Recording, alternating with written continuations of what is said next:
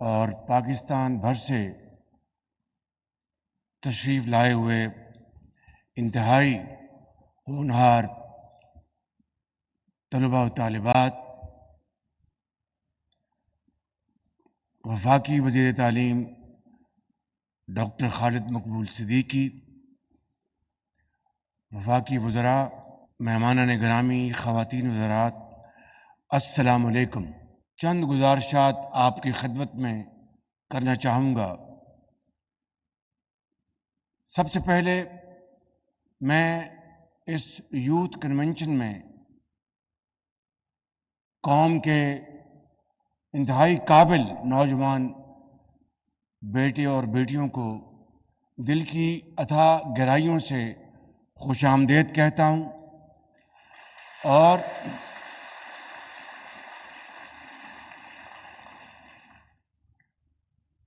ابھی چند روز پہلے ہم نے یوم آزادی انتہائی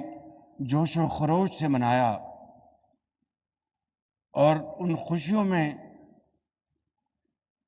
ایک اور بہت بڑی خوشی کا اضافہ ہوا کہ 40 سال بعد پیرس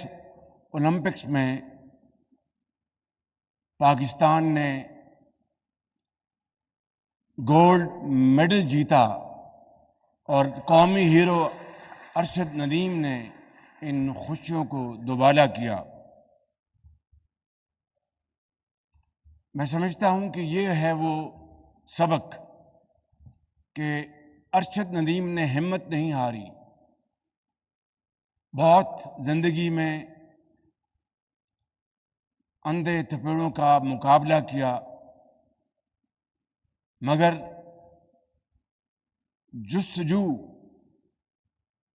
اور ہمت کے ساتھ ارشد ندیم نے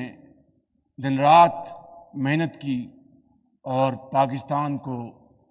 گولڈ میڈل جیت کر یہ ثابت کیا کہ حالات کتنے ہی مشکل کیوں نہ ہوں، کتنے ہی بڑے چیلنجز کیوں نہ ہوں، اگر قومیں یہ فیصلہ کر لیں کہ ہم نے ہار نہیں ماننی، مشکلات کا دیوانہ وار مقابلہ کرنا ہے، تو یقین جانیے جس طرح حضرت قائد اعظم کی عظیم قیادت میں لاکھوں مسلمانوں، کروڑوں مسلمانوں کی جدوجہد اور قربانیوں سے جس طرح پاکستان معرض وجود میں آیا تھا، میں سمجھتا ہوں کہ اگر ہم اسی معاملے کو، منظرنامے کو سامنے رکھ لیں تو یقین کریں کہ نہ صرف ہماری ماضی کی کوتاہیاں ختم ہو جائیں گی، پاکستان جلد ضرور انشاءاللہ اقوام عالم میں اپنا مقام حاصل کر کے رہے گا۔ شرط یہ ہے کہ ہم اس کے لیے تیار ہیں۔ پاکستان کی ترقی کی کنجی آپ کے ہاتھ میں ہے، اور یہ تبھی ممکن ہے، آپ نے کل کے پاکستان کو تابناک بنانا ہے، اور اس کے لیے آج کی حکومت وقت کا یہ فرض منصبی ہے کہ وہ اس تابناک کل کے لیے پوری تیاری کرے، اور نوجوانوں کے ہاتھوں میں وہ جدید علم اور جدید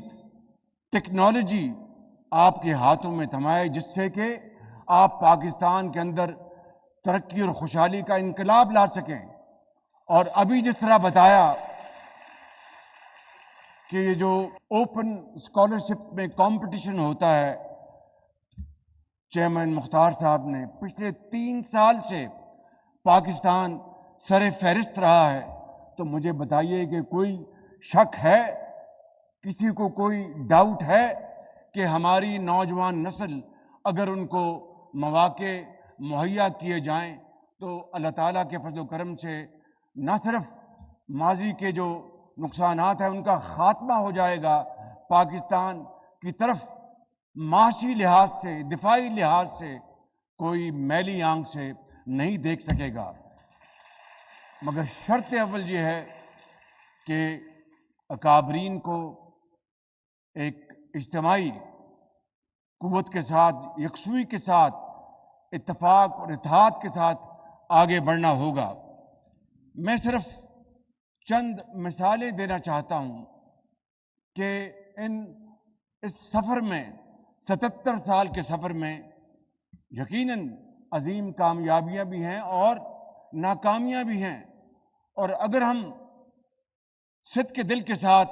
اس کا تجزیہ نہیں کریں گے تو میں سمجھتا ہوں کہ ہم صحیح نتیجے پر نہیں پہنچ سکتے۔ میں ان عظیم کامیابیوں کا پہلے ذکر کرنا چاہوں گا کہ اگر آج پاکستان کو سیاسی لحاظ سے، آج پاکستان کو معاشرتی لحاظ سے اگر کسی ایک انسٹرومنٹ نے جوڑا ہوا ہے تو وہ 1973 کا آئین ہے، جو کہ پاکستان کے ان عظیم سیاستدانوں نے اس زمانے میں مل کر انہوں نے یہ فریم کیا۔ آئین جو ہے وہ آج قومی وحدت کا ایک نشان ہے۔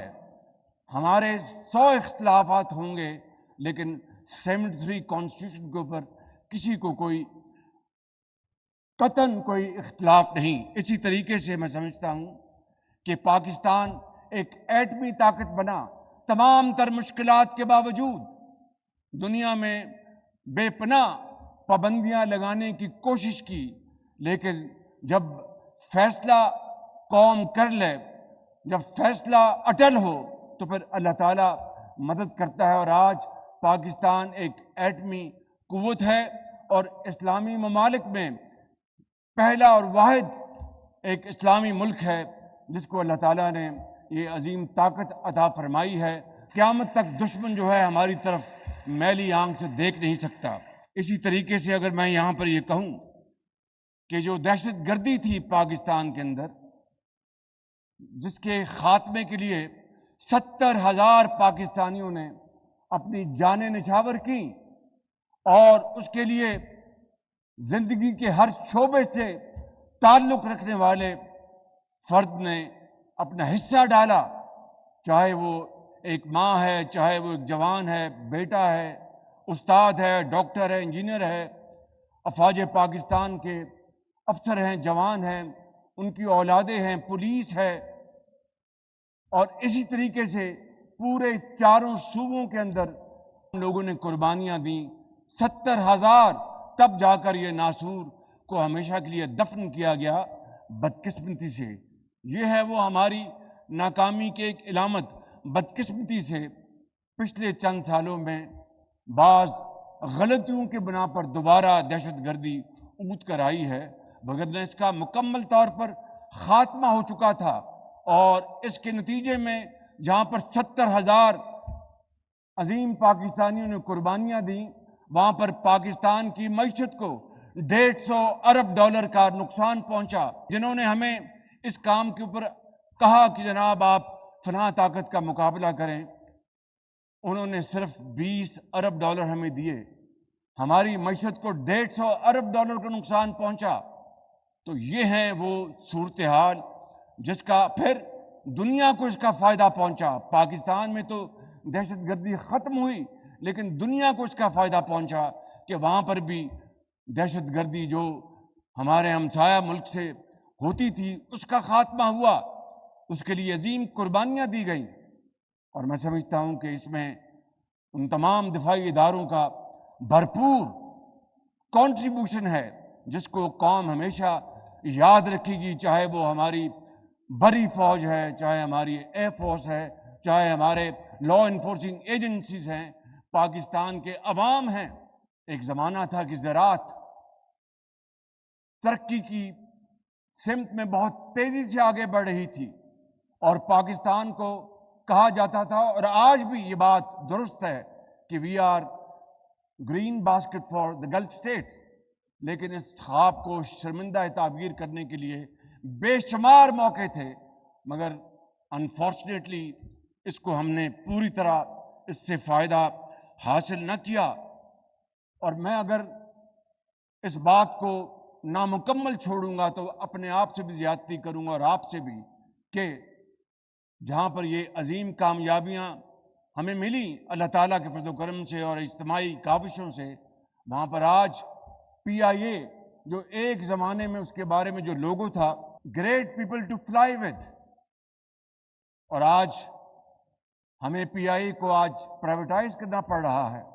پی آئی اے جن قابل مینجمنٹ کے ذمے تھی، انہوں نے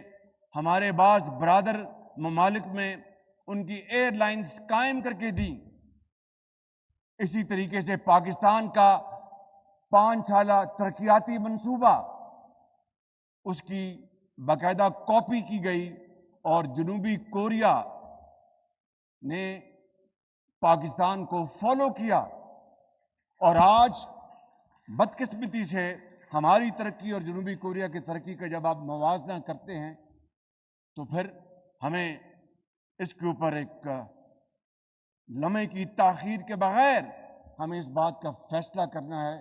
کہ کیا بزنس ایز یوزول چلے گا یا ہم آگے بڑھیں گے۔ میرا ایمان ہے اللہ تعالیٰ کے فضل و کرم سے کہ یہ جو نوجوان نسل اس ہال میں موجود ہے اور پورے پاکستان میں کروڑوں کی تعداد میں، آپ نے انشاءاللہ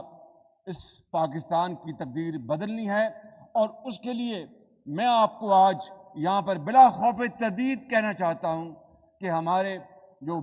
بجلی کا جو چیلنج ہے، ہمارے جو محصولات کا جو چیلنج ہے، جو ہماری ایکسپورٹس کا جو چیلنج ہے، اس کے حوالے سے جو رقوم جو پاکستان کے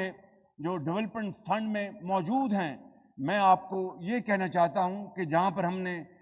معیشت کو ہم نے درست کرنا ہے اور ٹھیک کرنا ہے، وہاں پر اگر ہمیں نوجوان نسل کی تعمیر اور ان کی ترقی کے لیے تمام وسائل ترقیاتی فنڈ سے نکال کر آپ کے قدموں میں نچھاور کروں تو وہ کم نہیں ہوں گے۔ بالکل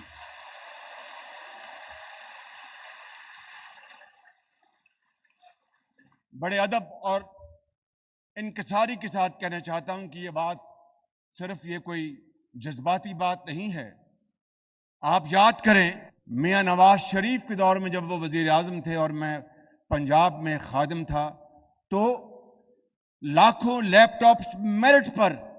اربوں روپے کے سرمایے سے نوجوان نسل کو تقسیم کیے گئے، اپنے بچوں اور بچیوں کو میرٹ کے اوپر، صرف میرٹ کے اوپر۔ پنجاب ایجوکیشن انڈاؤمنٹ فنڈ، جس سے کو تقریباً اس زمانے میں مجھے یاد ہے 22 ارب روپے کے وظائف، ہزاروں لاکھوں پورے ملک، صرف پنجاب نہیں بلکہ ہم نے باقی صوبوں کو بھی اس میں شامل کر رکھا تھا، ان 22 ارب روپے کے وظائف لاکھوں بچوں اور بچیوں کو میرٹ پر دیے گئے، جس سے کہ وہ الحمدللہ آج بڑے بڑے میدانوں میں مقابلہ کر رہے ہیں اور بڑے ڈاکٹرز بنے، انجینئرز بنے اور بے شمار اسی طریقے سے۔ اور یہ پنجاب ایجوکیشن انڈاؤمنٹ فنڈ آج پاکستان انڈاؤمنٹ فنڈ بن چکا ہے، اور اسی طریقے سے پنجاب انڈاؤمنٹ فنڈ ایک اور تھا پیف، وہ بھی آج پاکستان انڈاؤمنٹ فنڈ بن چکا ہے، اور اسی طریقے سے دوسرے کئی شعبوں میں تعلیم کے حوالے سے اور ہنر بچوں اور بچیوں میں ان کو دینے کے لیے ہم نے بے شمار اسکیم چلائیں، اور انشاءاللہ میرا ایمان ہے کہ آپ کو جو بھی ہوگا نوجوان نسل کی ہم تعمیر کریں گے، ان کو عظیم بنائیں گے انشاءاللہ۔ ایک اور میں آپ کو یہ بات کرنا چاہتا ہوں کہ اسمال میڈیم انٹرپرائز SMEs، اس میں آپ نے آنا ہے،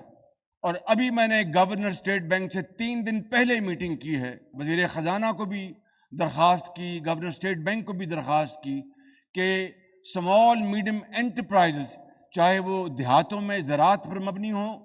چاہے وہ شہروں میں، وہ آپ کو جو لونز جو دیتے ہیں بڑے بڑے سرمایہ کاروں کو، اور بینکس رسک نہیں لیتے، میں نے ان کو پابند کیا ہے کہ آپ نے کم از کم جتنے بھی آپ قرضے دیں گے اسمال میڈیم انٹرپرائزز جس کو آپ نے چلانا ہے، کم از کم 40% لونز وہ SMEs کو ملیں گے انشاءاللہ، تاکہ آپ کاروبار کر سکیں، لوگوں کو آپ روزگار دے سکیں۔ ایک زمانے میں جسے ہمارا پاکستان کا حصہ تھا ایسٹ پاکستان، جو بعد میں بدقسمتی سے وہ جدا ہو گیا قائد کے پاکستان سے اور بنگلہ دیش بنا، اور پھر اس کے بعد جو کچھ وہاں پر ہوا وہ آپ کے سامنے ہے۔ لیکن ابھی حالیہ دنوں میں جس شخص نے وہ ایک پاکستان کے خلاف تحریک چلائی تھی اور کہا تھا کہ دو قومی نظریہ ختم ہو چکا اور وہ بحر ہند میں غرق ہو گیا، آج آپ دیکھیے کہ وہاں پر جو اس کے وہاں پر اسٹیچوز تھے ان کے ساتھ کیا ہوا۔ میں اس میں زیادہ نہیں جانا چاہتا۔ انگریزی میں ایک مقولہ ہے what goes around comes around۔ میں سمجھتا ہوں کہ اس سے ہمیں، یعنی جس نے پاکستان کو تقسیم کرنے کے لیے کیا، آج ان کے ساتھ وہاں پر کیا ہو رہا ہے، میں سمجھتا ہوں کہ یہ بھی ہمارے لیے کسی سبق سے کم نہیں، اور ہمیں یہ بات آج طے کرنی چاہیے کہ ہم مشکلات کا سامنا کریں گے، ان کو حل کریں گے۔ اور میں نے کل بھی کہا اپنی کابینہ کی ایک ہماری میٹنگ تھی کہ بجلی عام آدمی کے لیے سب سے بڑا ایک چیلنج ہے۔ ہم نے بجٹ کے دوران 50 ارب روپے جو ہماری ترقیاتی فنڈز ہیں اس سے نکال کر ہم نے 86% جو گھریلو صارفین ہیں جو 200 یونٹس تک بجلی استعمال کرتے ہیں ان کے لیے ہمیں 50 ارب روپے ہم نے ان کو سبسڈی دی تاکہ گرمیوں میں ان کے لیے تھوڑا سا ریلیف مل جائے 3 مہینے کے لیے۔ ابھی چند دن پہلے پنجاب حکومت نے اپنے صوبائی وسائل سے، اس کا وفاق سے کوئی تعلق نہیں، صوبائی وسائل سے 45 ارب روپے انہوں نے خرچ کیے اور 2 مہینے کے لیے 200 یونٹ سے لے کر 500 یونٹ تک جو بھی گھریلو صارفین ہیں ان کے لیے ایک بہت بڑا ریلیف دیا۔ میں سمجھتا ہوں کہ اس کے اوپر کوئی سیاست نہیں ہونی چاہیے، اس کے اوپر باقی صوبوں کو بھی اگر وہ چاہیں تو اس میں حصہ ڈالیں کہ آج قوم کو یکجہتی کی ضرورت ہے، آج قوم کو تقسیم کی ضرورت نہیں۔ تقسیم نے پاکستان کو بہت نقصان پہنچایا، آج ہمیں یکجہتی، اتفاق، اتحاد اس کی ضرورت ہے۔ اور میں آج آپ کو یہ کہنا چاہتا ہوں کہ آئندہ آنے والے مستقبل کو تو صرف اللہ تعالیٰ جانتا ہے، ہمیں صدق کے دل کے ساتھ، نیک نیتی کے ساتھ مل کر اگر ہم پاکستان کی حالت تبدیل کرنے کا فیصلہ کر لیں تو یقین کریں کہ پھر وہ وقت بہت قریب آ سکتا ہے جس سے کہ پاکستان اقوام عالم میں عزت اور وقار کے ساتھ سر اٹھا کر چل سکتا ہے۔ میں ختاماً یہ شعر عرض کرنے سے پہلے یہ کہوں گا، اور یہ بات میں اپنی زندگی کا نچوڑ آپ کو بتا رہا ہوں۔ مجھے 40 سال اس سیاست کے خاردار میدان میں گزر گئے ہیں، میں دنیا کا ایک خطا کار ترین انسان ہوں، لیکن عوامی خدمت میں چھوٹی موٹی خدمت کی ہے، اس کو اللہ تعالیٰ قبول فرمائے۔ آج کا جو پاکستان ہے، آج کے ہمارے جو معروضی حالات ہے کہ سیاستدان مل کر اس ملک کی خدمت کریں، اور ادارے جو پاکستان کے اندر آئینی ادارے ہیں ان کے ساتھ مل کر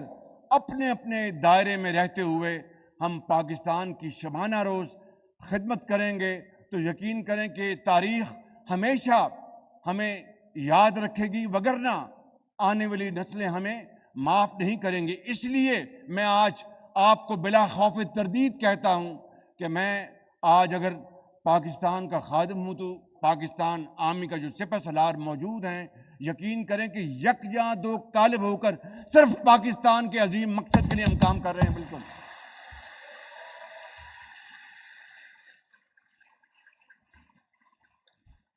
کبھی مایوس مت ہونا، اندھیرا